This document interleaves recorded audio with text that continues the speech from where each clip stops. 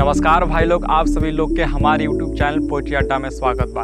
तो भाई लोग, आज के वीडियो थारू आदिवासी पे बनल बा और उहे आदिवासी से हम बिलोंग करने। उम्मीद करते हैं हमारे वीडियो रुआ लोगन को पसंद आई। तो भाई लोग, वीडियो शुरू करल जाओ। थरवट के हम लाल हई, अपन माटी से ही प्रीत बा, मीत प्रीत में बांध के जय थरवट हमनी के गीत बा। जंगल के वासी हमनी, थारू ही हमनी के पहचान बा। मर जाइब अपनों के खातिर, एकनिए में बसल परान बा। यहाँ के दुनिया गजब अलबेला, अलगे ही हमनी के रीत बा। मीत प्रीत में बांध के जय थरवट हमनी के गीत बा।